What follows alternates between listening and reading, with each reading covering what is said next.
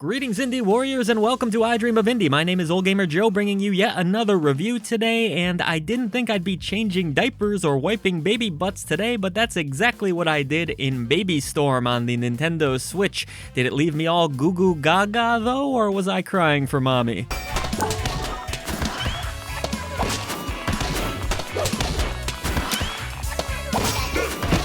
The first thing I have to say about Baby Storm is that it is super weird, perhaps one of the weirder games that we've had here at I Dream of Indie, and it's essentially an Overcooked-style party game for up to 4 players, so it goes without saying, not much fun to be had here in single player. I could tell right from the start that this game wasn't going to be Daddy's Little Girl, as the menu wouldn't load past the character select screen, and I had to close the game out and start again. Thankfully, it finally worked, only for the tutorial to crash because no diapers appeared. You gotta be kidding me. So I actually had to head into single player and ditch Silent Signs for a moment so that I could get through that tutorial. Strangely, it worked in single player, but not in multiplayer. That frustration aside, everything began to work as normal once I got to the first main level of the game. So how exactly do things work here? What is this game? You're probably wondering. Well, in Baby Storm, you are essentially in charge of various nurseries where you have to watch the children and give in to whatever they want. So for example, things start out easy enough with kids simply wanting a certain toy that you'll need to bring to them, but eventually they're crapping their pants and you have to bring them to a table and change their diaper, go grab wipes, that kind of thing. And there's some other things that kids might be interested in too, like going on a swing, so there's a little bit of a timing game there to get them the most joy. A child might want a volleyball, and then you can bounce the volleyball back and forth off of each other's heads for more points. Baby Storm will actually do a fairly decent job of slowly rolling out new gameplay mechanics, and you'll only need to utilize 2 buttons for the most part outside of the joystick to move around. You have a dash, which I didn't really feel the need to use that much, but most actions are controlled with the A and the X button. A picks most things up, and then X interacts with things. The quicker you're able to complete a task for a given child, the more points you'll generally receive. These points are tallied up at the end, or they're candy, I guess, in this game, and you're ranked accordingly. There's a bronze, silver, and gold medal that can be achieved. Good luck getting the gold. It's easier said than done. You have 3 main worlds in the game, broken up into a variety of different levels, and I actually think some creativity went into each of these levels. I like the layouts of these maps and how sometimes you might have to send children down a slide or something like that to your co-op partner.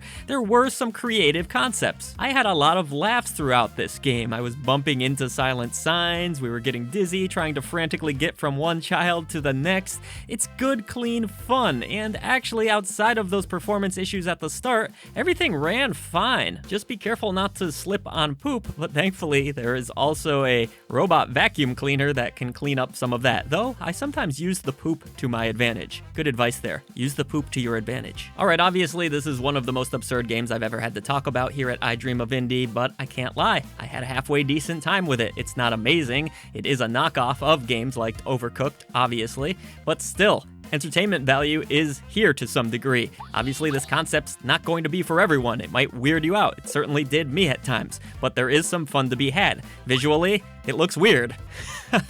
I don't know, look at it. The babies are kind of creepy. The environments aren't half bad looking, but everything's just very odd. It's a daycare from hell, really. Credit the developers for switching things up a little bit between worlds, like having a medieval setting at one point. Again, some creativity was shown. As for the soundtrack, it's actually kind of alright too, in a strange way. There's some nice melodies here. They all kind of fit the mood perfectly for what this game's trying to do.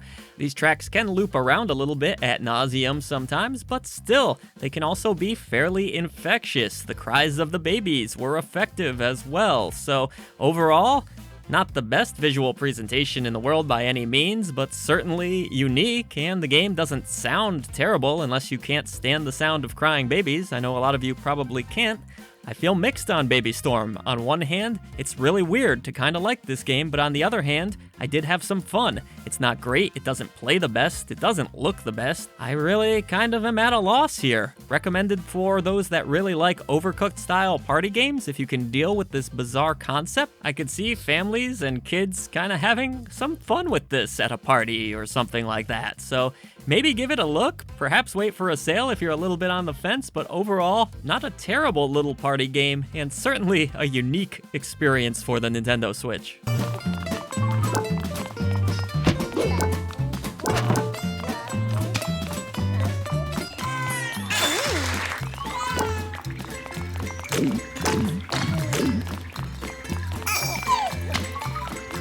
Thank you so much for watching the latest video from I Dream of Indie. We would now like to take a moment to pay tribute to our great indie warriors who support us through channel memberships. Bill T, Christian Cruz, Kevalo, Mitchell Hall, Chris Jackson, Nathan Moore, Adriana Amato, CJR, C Coil, Skepticism, Haley, Julian Colbish, Jen Rose, Jesse, CPM, Bunny, JRS8, Ray Lynn, Marky Mint, Dave Harp, Peekaboo, Lex Noyle, and Eric. Thank you so much for all you do for independent developers, publishers, and for I Dream of Indie. Everybody else, please head down to the description box below. Let's defeat the gaming echo chamber and bring a voice to the voiceless ones in gaming.